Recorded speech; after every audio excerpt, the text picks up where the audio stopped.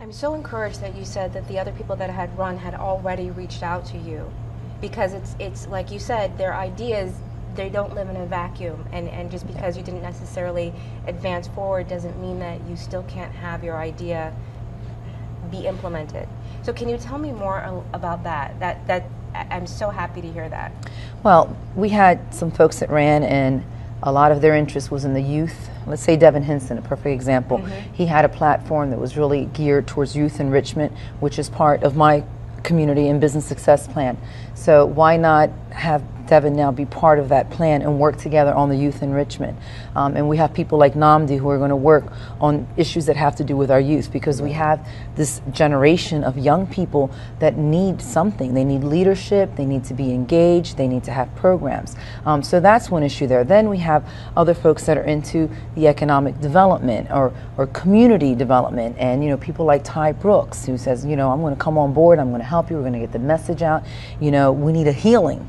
And we're all in that same boat with that. And I'll tell you, I have two visions of the campaign that I can't get out of my head. One was when I was speaking to one of our seniors who was working the polls, and she asked me, she said, well, honey, what are you bringing to the table? What is it you're going to do? So I proceeded to explain to her my feelings and what I thought we needed to do, starting forthright. And she heard me out, and her eyes looked at me. She says, well, I certainly hope so, because we need that right now. Our city is hurting. And when she looked at me with that total hope in her eyes, as if she's saying, I hope that you can do this, I just feel such an overwhelming amount of responsibility that I have to go out here and really work hard, and we have to work hard together. For her. And then the young girls that walked by and they said, oh, you're Maria Cabrera? They heard that was me. I was at one of the polls over at Bancroft. And they turned around and shake my hands. And then I realized that I'm setting an example for these young women to go forward, and they were so happy to meet me. I'm like, wow, I'm not a celebrity or anything like that, but you've been a celebrity. Well, I don't look at myself that way. Oh yeah. Listen, I was very excited and gratified to have your business card from back when we met. Once again, I go way back with Maria as well. Maria was the one, she and Valerie Trammell were the ones who gave me my first opportunity to have a solo art exhibit, period. And they didn't put me in some obscure place. They gave me the lobby in the city county building where they were working. And it was set up for Christmas Eve. Wow. So yeah, Maria has always reached out to those people who, I didn't have a voice back then. So she reached out to me, and it's an honor to be able to accommodate her as well. Thank you. So tell us, both of you, what are your next steps? Where do you go from here? We sleep for a couple of days. Okay. Like straight sleep. My doctor said I have to rest for 2 weeks and I have to rest my voice, because I've really had a bad attack of laryngitis through this process. It was a lot of work.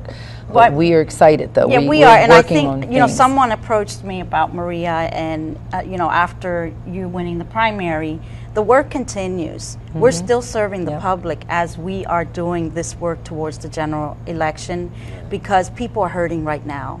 And it's important that we don't get sidetracked by celebrityism or whatever people, envision or, place anyone on platforms, because I come from the ghettos of Philadelphia, and people are hurting right now, similar to how they were hurting from where I come from in North Philly. So we're busy just continuing. Well, we're still in campaign mode too, because there are 5 people running for 4 seats. There's 2 Republicans and the 3 Democrats that won the primary. So I take this very seriously. I'm not going to act like and assume that I have won, but it's no. For me, I'm going to get to go out now and shake hands and run the kind of campaign that I did not have the resources to run in the primary. But I'm going to go out into the neighborhoods. I'm going to go to the community association meetings, and people can feel free to call me, invite me to come out. I really want to shake hands and get to know my community a little bit more, the people that I want to serve that I didn't have an opportunity to run across during the campaign. Right. One of the good things that I like about campaigns and is that it gives those who are running an opportunity to present what they have been doing, not only what they intend to do, but you cannot run a campaign unless you have some substance. Right. Yeah. And I'm very excited. I watched someone on TV earlier this morning whom I admired there in the race, and they said it's about the person and not the party. And I take that to heart. You know, Same here. Mike Brown said that this morning. And with Maria, I don't think she'll have any problem in presenting to those potential voters what she's done and what she has been doing, because your work speaks for itself. The fact that people came out and supported me in this election, and a lot of folks are still in shock. Mr. Gordon's one of them. He says, I don't know how you did this. I don't know how you pulled this off, because literally it was like 2 weeks of hard campaigning, and I was in it like 1 month because of the restaurant and my other responsibilities. I am a mother, I have a child who's 8, and the things that I was doing through the month of July, and I went in this late. Right. At the urging of my mentor and friend, Senator Margaret Rose Henry, who I just saw, and she's just so happy that I'm in here. I didn't plan to run. It just happened, and I had to do it because I realized that this was my calling, and that there's something that I could bring to the table. So I didn't have a whole lot of time. So I think there was a lot of faith, and I think that my good works and my credentials spoke for me. And I'm just so glad that the people of Wilmington, thank you. You remembered me. You remembered the things I have done. And I will continue. That only one promise that I made during the campaign, and that was that I would work hard. Right. That I would work hard for you. I can't promise you anything more than that. And that's what I plan to do.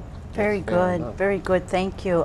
Well, I'm sorry, go ahead. No, I do need to add that during the time that I was helping Maria with the campaign, that I was helping Dennis P. Williams run for mayor. And that was an experience, and I do need to thank him for bringing me to the table as a Latina, so that I can give the input needed and the representation needed with my experience in the Hispanic community. And that's what's important. That's why that diversity is important, so that the experiences of those different cultures can be at the table. And I really appreciate his words on making that commitment to follow through on that in the near future. So I thank you, Dennis, so much for allowing me to serve. It was a huge collaboration. Yeah. Reverend Bullock, Tom Gordon, Dennis Williams, Maria Cabrera, Nancy. We all worked together. We pulled together, and others, yes, volunteers that don't want the limelight. I mean, the list just goes on. We have a good team. I'm excited for Wilmington. It's small, but it's good. Just want to congratulate. We still need more volunteers, folks. We just want to congratulate everybody who is moving forward. Definitely. Yeah. So we want to close for... Yes, we're going to go ahead and close out. We're going to thank Nancy Maria for joining us. We want to ask you at home to stay tuned. We have an August quarterly clip that we want to show you. Dave is telling me we have 5 more minutes left, but we want to show you some of the footage that we took from August quarterly. We had a great time. We saw a lot of you out there. We hope you had a great time as well. So we're going to ask you to stay tuned for that, and stay tuned. We'll be back next week. Yes, we will. And we have a lot. We have the Redding Brothers on next week playing Purple Rain live in the studio.